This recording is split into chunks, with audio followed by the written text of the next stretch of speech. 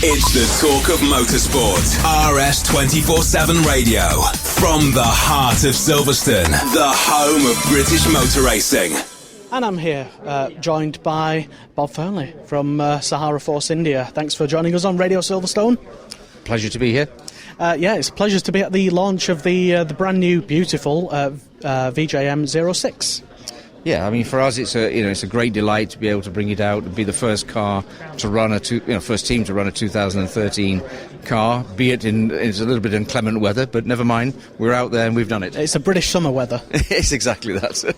So, looking ahead to the first race of the season, then, I suppose every team's got to have some minimum expectations. I think that from our point of view, clearly we would like to continue where we finished.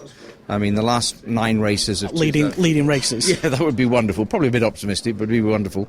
I think the last 9 races of 2012 were very, very competitive for Sahara Force India. And I'd like to think that we could, literally slot back into where we finished the last race. Tell us a bit more about the academy that you've got for 2013. Well, the academy, the first inductee in the academy is a young gentleman called Jehan Darawala. He was one of the winners of the One from a Billion program that we did in 2011 in India, which was a nationwide search, very, very comprehensive program, and he was one of 3 that we ran in the KF3 series in Britain last year under the One in a Billion search, and he's now come out and will be the first inductee into the academy itself. He'll rerun the British KF3 series in fact, he's this weekend, he's in Italy doing some European races, and hopefully he'll make an assault on the championship this year. So the team at all levels really is very much committed to developing young talent. It's to developing across the board. It's not only what we're doing with the academy, it's also technically, commercially. As you know, today we launched 2 new partners in TW Steel and Chatham Marine, and they're providing us now with branded watch program and the shoe program. So for the first time, Sahara Force India has got product in retail stores worldwide. So I could buy Paul Di Resta's shoes? You could, yes.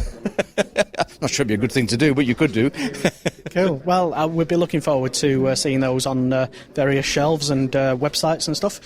Is there sort of a look towards 2014, perhaps maybe with an engine change of company?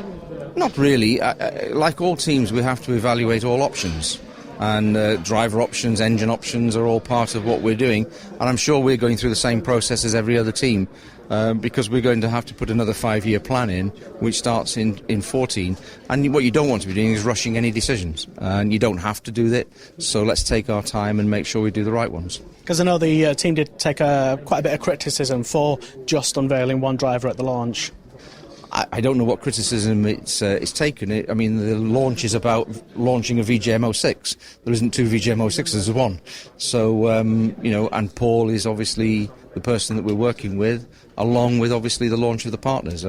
We don't need 3 drivers to do that. Well put, really. So we'd be looking forward to having you back here in the summer, racing at the home of British motorsport, Silverstone.